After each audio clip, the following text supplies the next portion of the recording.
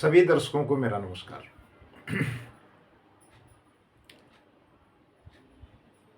ये जो माह है ये त्योहार का महीना है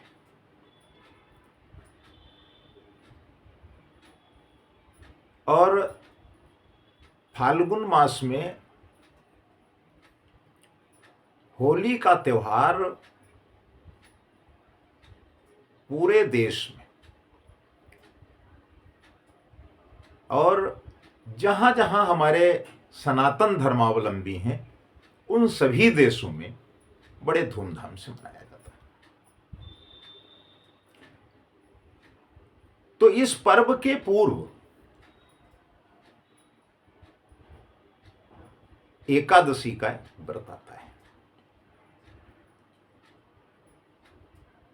जिसको हम रंगभरी एकादशी, आमलकी एकादशी के नाम से भी जानते हैं।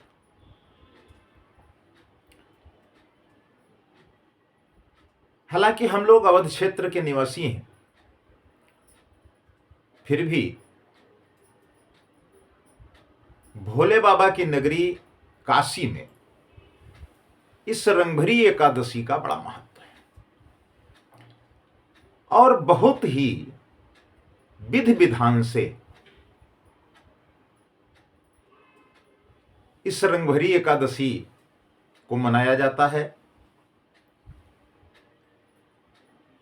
और सभी एकादशी को भगवान विष्णु की उपासना का जो विधान है उससे थोड़ी इसमें भिन्नता यह है कि इसमें भगवान शिव की उपासना का विधान है।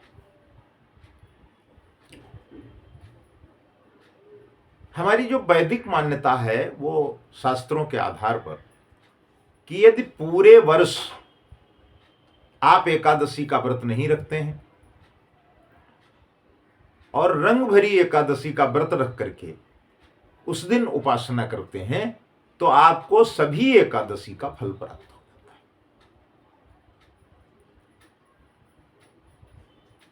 इस बार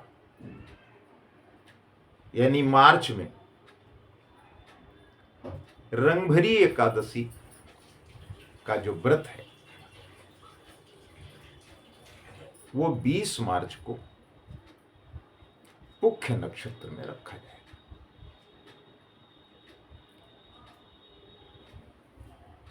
हालांकि ज्योतिषीय मान्यता के आधार पर पंचांग में इसका विस्तृत विवरण है, वो भी हम आप तक पहुंचाने की कोशिश कर रहे हैं। लेकिन कुछ ऐसी चीजें हैं यदि आप इस दिन करते हैं तो उसका आपके जीवन में बड़ा महत्व है, विशेष महत्व है। क्या कुछ करना चाहिए? तो इस पर हम आपके साथ थोड़ी विस्तृत चर्चा करेंगे और साथ साथ ये भी आपको जानकारी उपलब्ध कराने का प्रयास करेंगे कि व्रत उपासना की जो विधि है उसको भी कैसे किया जाए और कैसे मनाया जाए। फाल्गुन शुक्ल पक्ष की एकादशी तिथि का हमारे जीवन में बड़ा महत्व है। जैसा हम आपको पहले भी बता चुके हैं कि आमलकी एकादशी रंगभरी एकादशी के नाम से जाना जाता है। इस दिन आंवला वृक्ष की भी पूजा करने का विधान है।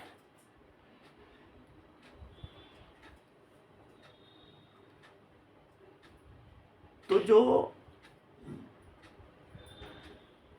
रंगभरी या आमलकी एकादशी महाशिवरात्रि और होली के बीच में आती है,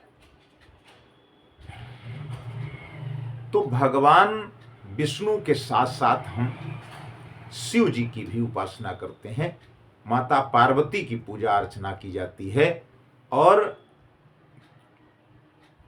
काशी विश्वनाथ मंदिर में भगवान शिव और देवी गौरी की विशेष पूजा का महत्व है और विशेष पूजा करके लोग आशीर्वाद प्राप्त करते हैं ताकि उनका जो वर्ष है वो सुख समृद्धि और संपन्नता के साथ व्यतीत हो। अगर किसी ग्रहों का उन पर कोई दुष्प्रभाव है तो उससे भी उनको निजात मिले।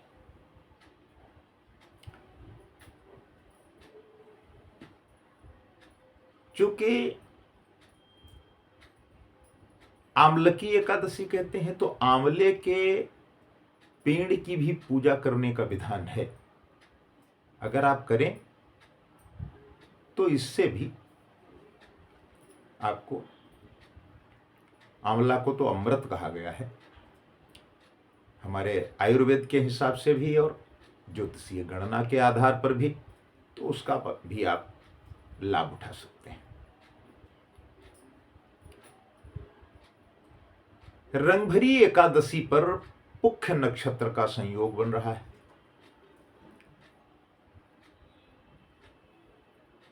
चूंकि 12 महीने जो एकादशी का व्रत रखते हैं उनको जो लाभ प्राप्त होता है वो अकेले रंगभरी एकादशी का व्रत करने से हमें लाभ प्राप्त होता है।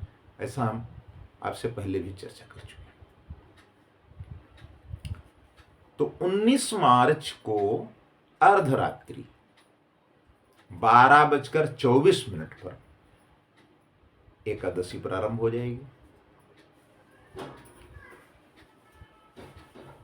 और 20 मार्च अर्धरात्रि के पश्चात 2:42 पर समाप्त होगी।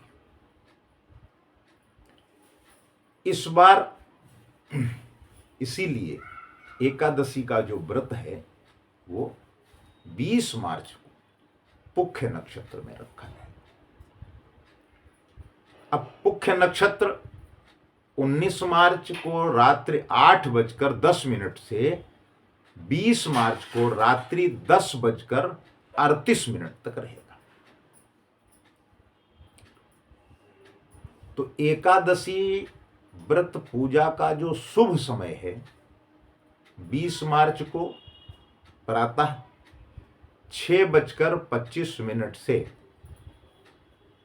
सुबह 9:27 तक है। इसमें आप विशेष पूजा कर सकते हैं। वहीं व्रत के बाद पारण का बड़ा महत्व रहता है। तो एकादशी के बाद रंगभरी एकादशी, आमलकी एकादशी, भगवान विष्णु की उपासना, शिव जी की उपासना, मां गौरी की उपासना करने के उपरांत आपको जो पारण का करना है वो 21 मार्च को 1:47 से 4:12 तक का समय है। आप पारण करें। इसके साथ साथ आपका यह भी जानना आवश्यक है कि पूजन में हम किस प्रकार की सामग्री का प्रयोग करें। यद्यपि जितने भी हमारे धर्मावलंबी हैं उन सभी को पूजन में सामग्री के प्रयोग की विधिवत जानकारी है। अच्छे ढंग से सब लोग जानते हैं कि हमें पूजा में क्या क्या सामग्री प्रयोग करनी है, लेकिन फिर भी एक बार उस पर हम चर्चा कर देते हैं।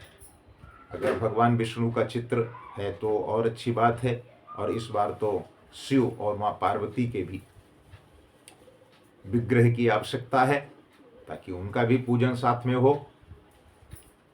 नारियल, सुपारी, फल, लौंग, धूप, दीप, घी, पंचामृत, अक्षत, तुलसी दल, चंदन, मिष्ठान, ये मूल रूप से जो पूजन की सामग्री है वो आपके पास रहे तो अधिक अच्छा रहता है। कोई भी व्रत, कोई भी उपासना करने से पूर्व आपको उसका संकल्प लेना नितांत आवश्यक है। तो एकादशी के दिन, क्योंकि हम लोग वैष्णव हैं, तो वैष्णव को तो एकादशी के दिन अन्न ग्रहण करना ही नहीं चाहिए, ऐसा विधान है, ऐसी हमारी मान्यता है। लेकिन एकादशी वाले दिन सुबह जल्दी उठें, स्नान ध्यान करके मंदिर में दीप प्रज्वलित करें और सबसे पहले संकल्प लें, और संकल्प के बाद भगवान विष्णु का गंगा जल से अभिषेक करें, पुष्प और तुलसी दल अर्पित करें, साथ ही भगवान शंकर और माता पार्वती का गंगा जल से अभिषेक करें और भोग लगाएं। अब आमलकी एकादशी का जो महत्व है वो भी समझना आवश्यक है। थोड़ी सी इस पर चर्चा करते हैं, बाकी तो आप सब जानकार हैं और इस पर आपके सामने तमाम बिंदुओं पर चर्चा आती ही रहती है। तो जो आमलकी एकादशी, रंगभरी एकादशी होती है, उस दिन भगवान शिव और देवी गौरी की विशेष पूजा की जाती है। रंगभरी एकादशी के दिन आमलकी एकादशी भी मनाई जाती है, जैसा हम आपसे चर्चा के दौरान कई बार इस बात को कह चुके हैं। भगवान विष्णु और आंवले के पेड़ की पूजा, तो आंवला की जो पूजा की जाती है, इसका अर्थ है कि आपको शारीरिक रूप से भी लाभ प्राप्त हो। और आमलकी एकादशी के दिन जब हम भगवान विष्णु की पूजा करते हैं तो हमें मोक्ष की प्राप्ति होती है, ऐसी मान्यता है। वैवाहिक जीवन में अगर आपको कोई दिक्कत है तो उसमें आपको लाभ मिलेगा, और यदि संभव हो तो जहाँ कहीं आप पूजन करते हो, आपके पास पड़ोस मंदिर हो, धर्मशाला हो, गौशाला हो, तो वहाँ आप आंवला वृक्ष को लगा सकते हैं। इससे आपको विशेष लाभ प्राप्त होगा। कुल मिलाकर आमलकी एकादशी, रंगभरी एकादशी, इनका जो महत्व है वो शास्त्रोक्त बहुत ज्यादा है।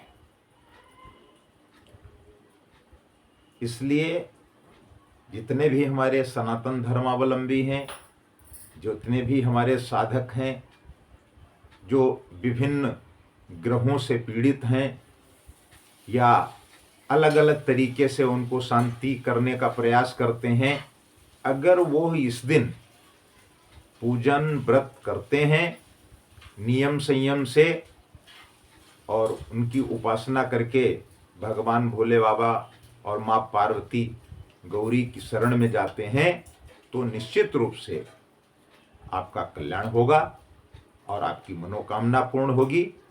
आपको सभी प्रकार के कष्टों से मुक्ति मिलेगी। नमस्कार।